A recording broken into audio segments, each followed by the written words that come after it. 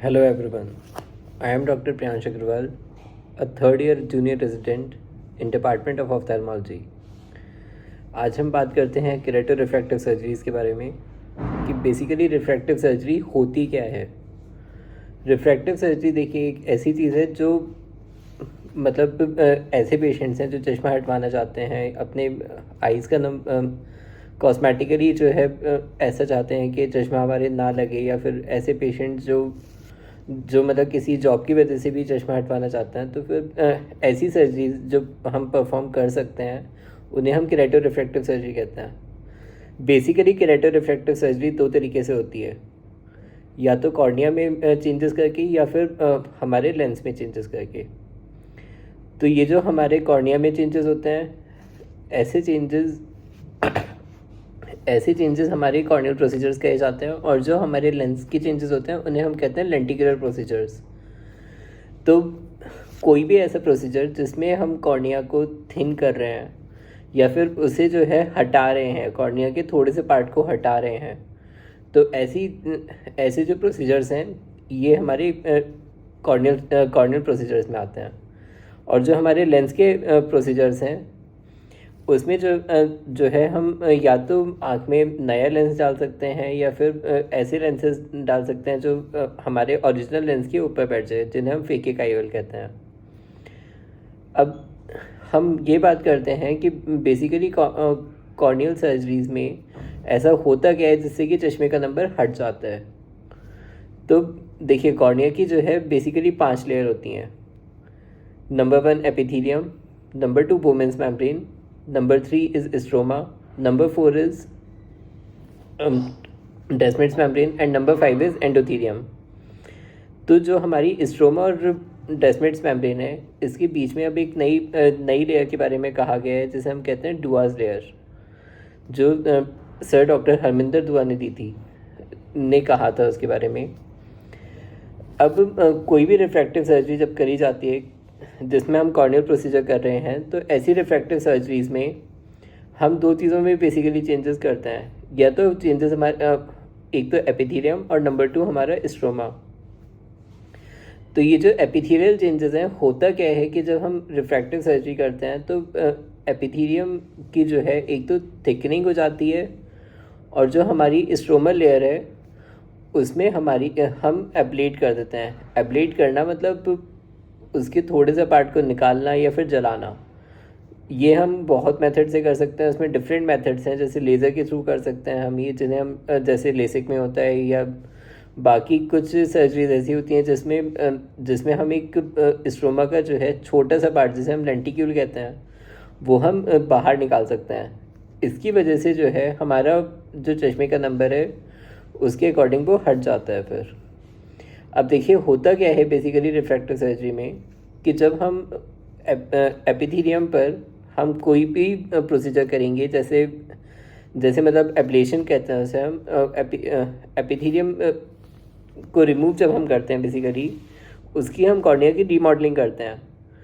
तो अब ये जो एपिथेलियल चेंजेस हैं इनमें क्या क्या हो सकता है हमारा, एक तो हमारी जो एपिथेलियल लेयर है वो थिकन हो जाएगी। क्यों? क्योंकि हमारी जो बेसल सेल्स हैं एपिथेलियम की, उनका हमारा एलोंगेशन हो जाता है, और उसके अलावा जो कुछ सेल्स हैं उनकी हमारी हाइपरट्रॉफी हो जाती है। हाइपरट्रॉफी मतलब साइज़ बढ़ जाता है उनका।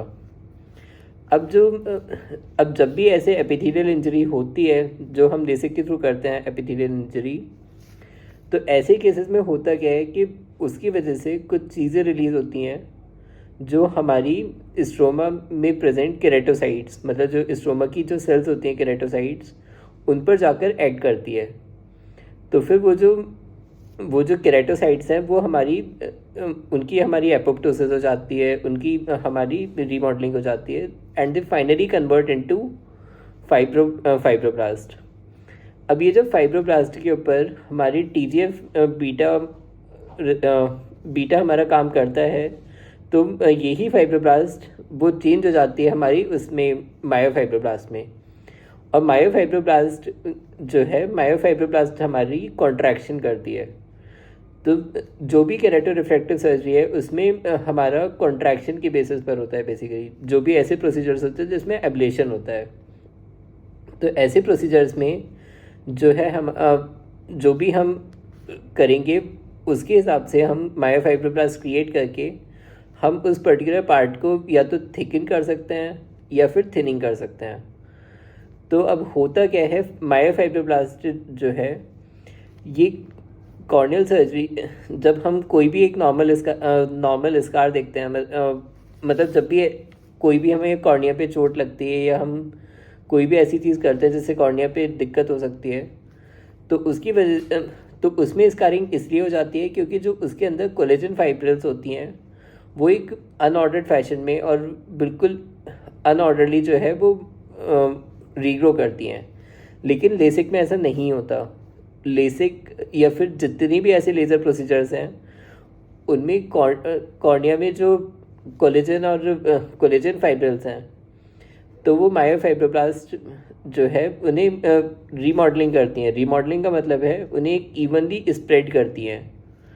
मतलब आप ऐसा समझ लीजिए कि सपोज़ कोई पैरेलल लैमेला है जो हमारे कोलेजन फाइब्रिल्स के लिए कोलेजन फाइब्रिल्स की जो पैरेलल लैमेला होते हैं उसकी वजह से हमारी कॉर्निया ट्रांसपेरेंट रहती है और हमें कोई स्कार नहीं दिखता या वाइटनिंग नहीं दिखती।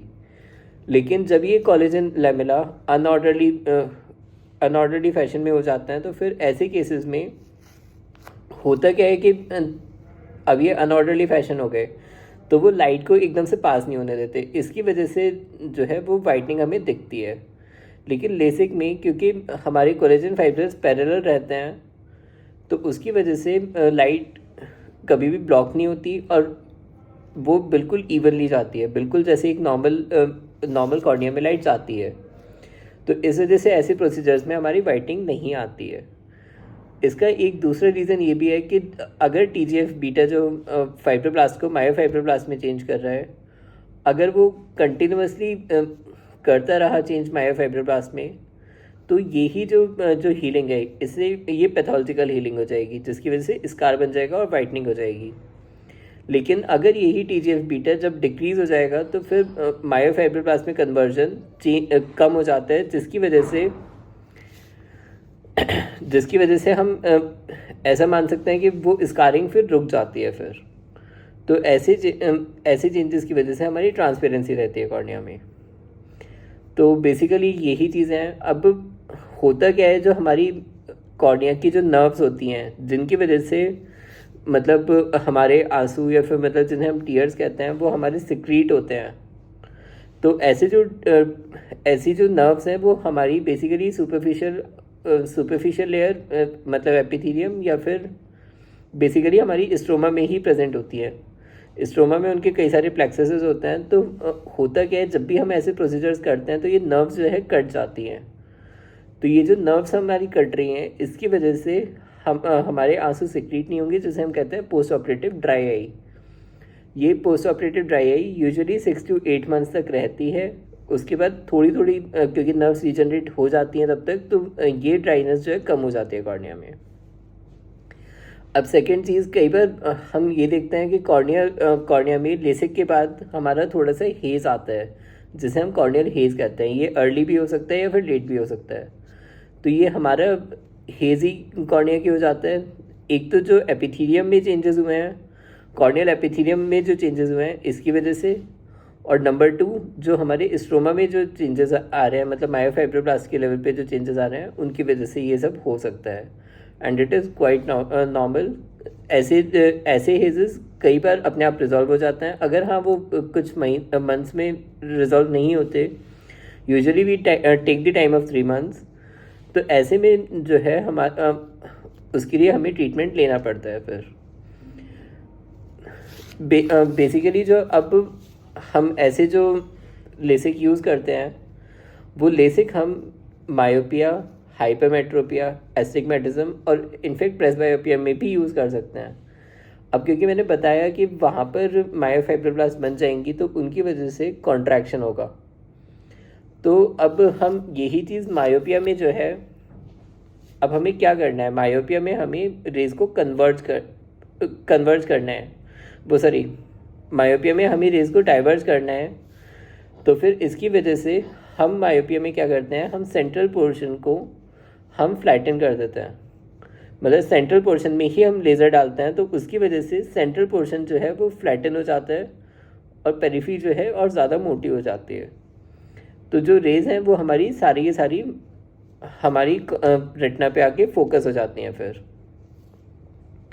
अब उसके अलावा जो हाइपरमेट्रोपिया है उसमें क्या करते हैं हम लोग लेसिक में, जो हमारा कॉर्निया है उसे कई सारे जोन्स में बांटा गया है, जैसे सेंट्रल कॉर्निया और पेरिफेरल कॉर्निया। तो फिर जो सेंट्रल कॉर्निया है हमें वो उसमें स्टीपन करना है, क्योंकि हमें रेज को कन्वर्ट कराना है।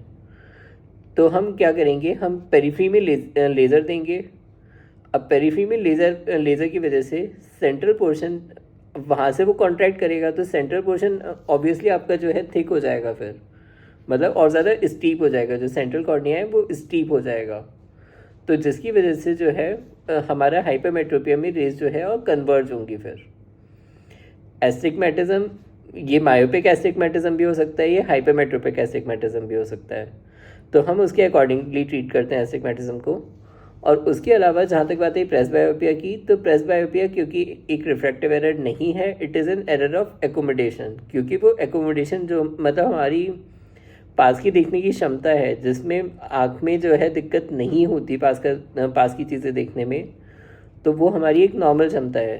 तो वो एज रिलेटेड होती है बेसिकली, कि प्रेसबायोपिया में होता क्या है, जैसे से हमारी एज बड़ी होती है, तो 40 साल के बाद यही जो हमारी एकोमोडेट करने की क्षमता है, पास की चीज़ें देखने की क्षमता है, तो ये कम होती जाती है। तो ये ही जो है हम इसे प्रेसबायोपिया कहते हैं। अब लेकिन ये हमारी रिफ्रैक्टिव एरर नहीं है, लेकिन ऐसे पेशेंट्स जो फिर भी चश्मा नहीं चाहते हैं, तो उसमें जो है हम स्पेसिफिक पॉइंट्स पर हम लेज़र लगाकर हम उसे उन सेल्स को जला सकते हैं, जिसकी वजह से उनकी रीमॉडलिंग हो जाती है सेल्स की, और कॉर्नियल रीमॉडलिंग की वजह से हमारे स्पेक्टिकल्स हट जाते हैं। ये बेसिकली एक बहुत छोटा सा ओवरव्यू है कि हमारी रिफ्रैक्टिव सर्जरी में जो है कॉर्निया में क्या क्या चेंजेस आते हैं, और बेसिकली क्यों हम करते हैं रिफ्रैक्टिव सर्जरीज। मिलते हैं नेक्स्ट वीडियो में। Thank you.